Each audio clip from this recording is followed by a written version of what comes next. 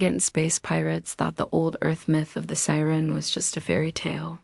When they captured a breathtakingly beautiful human woman, they assumed the soft melody she hummed was just harmless art.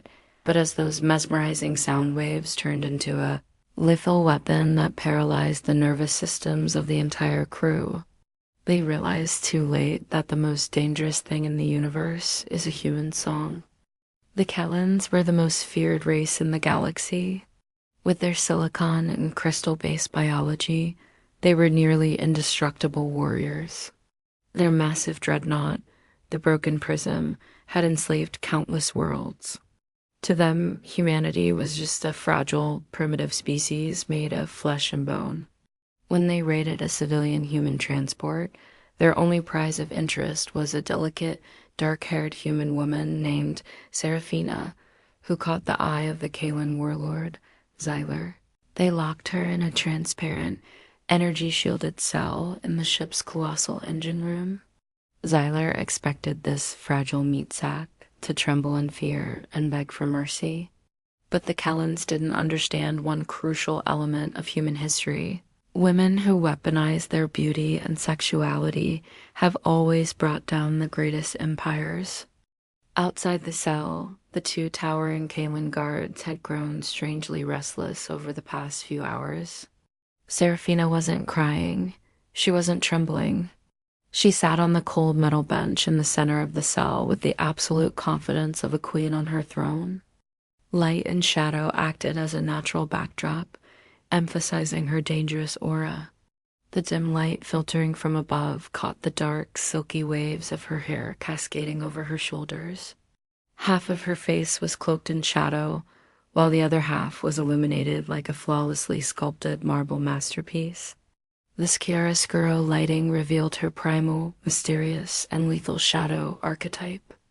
One of the guards tightened his grip on his weapon and took a step closer to the cell. The energy Seraphina radiated into the room was so intense that the emotionless alien soldier instinctively slowed his steps, becoming hesitant as if entering a sacred domain. Seraphina slowly lifted her head. She studied the guard with her large, dark brown eyes. She looked first at the weapon in his hands, then slowly trailed her gaze down his torso, and finally brought it back up to lock directly into his eyes. This hypnotic, up-down-up gaze silently declared her absolute psychological control over him, despite the transparent shield separating them. The guard's crystal-based hands began to tremble. The natural, intoxicating scent of fresh strawberries mixed with a hint of light tobacco wafted from the ventilation system, paralyzing the alien's logic circuits. "Don't look at me like that, big guy," Seraphina whispered. The timbre of her voice was so smooth, her pronunciation so flawless, that her voice felt less like a means of communication and more like a sensory weapon. A mischievous, dark smile lingered on the edge of her lips, not the smile of a docile victim, but of a predator playing with her prey. The heavy doors of the engine room slid open, and Warlord Xyler stormed in. The 3-meter-tall commander, boasting armored biology as hard as diamond, roared in anger when he saw his guards dazed by this tiny human female. He stumped over to the cell.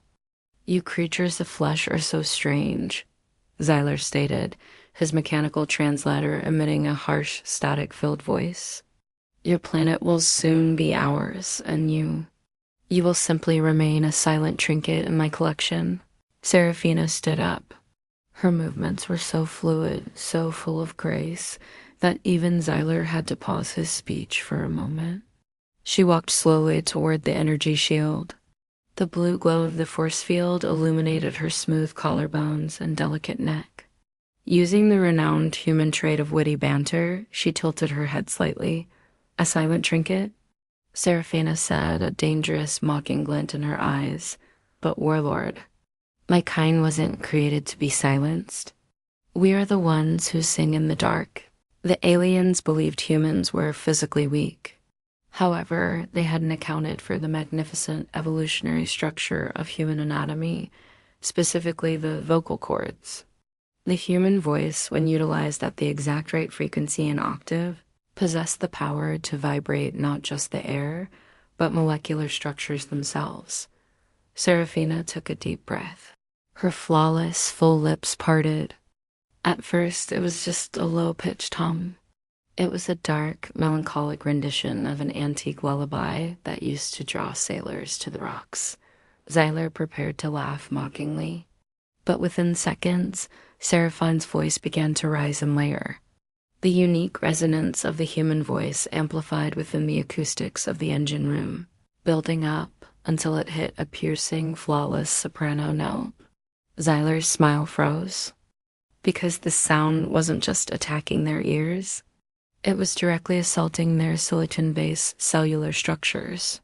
Seraphine's voice perfectly matched the natural resonant frequency of Kaelen biology and the ship's crystal hardware. This wasn't brute force. This was the laws of physics weaponized through flawless aesthetics. First, the generators powering the energy shield around her cell began to vibrate violently. Then, as Seraphine's angelic, smooth, yet predatory note jumped an octave, the two guards shrieked in agony, clutching their heads. Cracking sounds echoed through the room. The guards' crystal armor was fracturing from the inside out, shattered by the violent vibrations of the sound waves. Seraphina kept singing. Her eyes were closed. The delicate curve of her neck was taut. As the rhythm of the song accelerated, the glass panels, control screens, and cooling tubes in the engine room of the massive broken prism began to explode violently one by one. This acoustic doomsday, hidden behind sheer beauty, had turned into a catastrophe that made the alien's very bones ache. Xyler fell to his knees. As the silicon structures within his body pulverized, the last thing he saw was Seraphina stepping out from the remnants of the exploding shields. Her hair blowing wildly as if caught in a storm, she wore the deadly smile of absolute victory on her lips. Humanity hadn't come to conquer the galaxy with guns, but with a breathtaking symphony. As Seraphine's voice echoed off the massive metal walls of the engine room, it ceased being a mere melody and transformed into a physical mass, like an invisible shockwave. The incredible flexibility and wide octave range of human vocal cords proved just how flawless a weapon our primitive biology could be. Seraphine's smooth, hypnotic soprano grows increasingly piercing, background sounds of shattering crystal and glass. The panicked, static-filled screams of the aliens from their mechanical translators. Warlord Xyler was on his knees, clutching his head with his massive crystalline hands.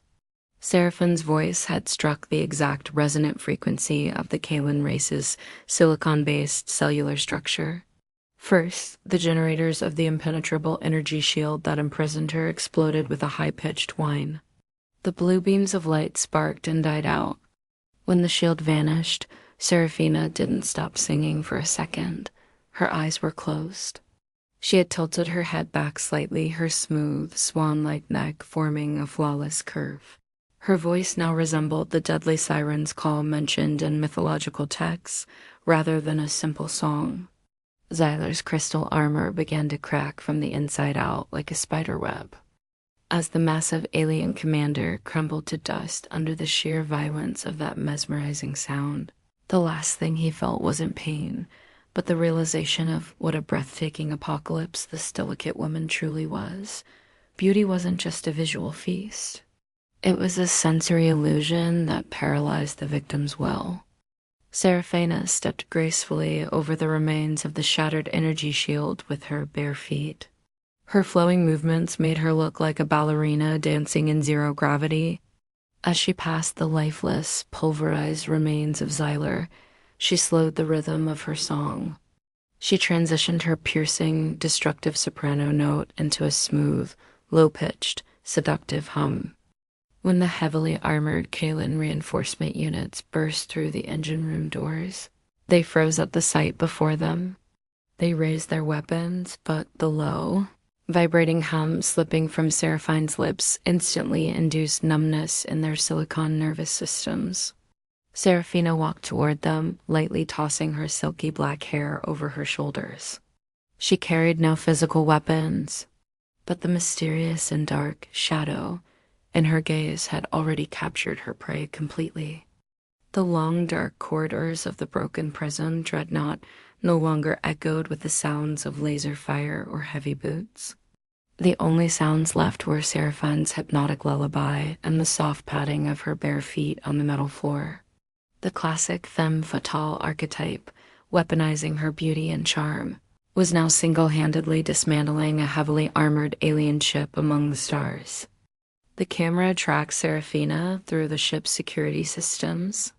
Every Kaelen squad that crossed her path dropped their weapons the moment they heard that voice, their crystalline structures cracking under the resonance, forcing them to their knees. The human female never explicitly stated what she wanted or what she was going to do. She simply planted a nightmare directly into her enemies' minds through the subtext of that old-world song. When Seraphina entered through the massive doors of the main command bridge, the last few Kaelen officers were cowering in fear in the corners. To them, this woman wasn't a creature made of flesh and bone. She was the embodiment of the angels of death from their own mythology. Seraphina stopped humming. The ship suddenly fell into absolute silence. The silence was even more deafening than the song from moments ago. The second in command, his hands trembling, aimed his plasma pistol at Seraphina. Seraphina paused. She tilted her head slightly and, with that famous up-down-up gaze, shattered all the alien's confidence in seconds. She placed that eerie, sweet smile on her full, red lips. "Guns are such crude toys for my kind," Seraphina whispered. Her voice was entirely stripped of its previous destructive frequency. It was a heartwarming yet profoundly dangerous whisper. "You aliens thought you could conquer the universe with brute force, but you never learned that the most powerful frequency in the universe is a woman's silence." Under the influence of that dizzying aura and the light, fresh strawberry scent radiating from Seraphine's skin, the alien officer dropped his weapon. His mind completely short-circuited under the intense psychological and sensual tension created by this delicate creature made of meat. Hours later, a search and rescue fleet belonging to the Humanity Alliance approached the broken prism, which was drifting motionless and silent in space.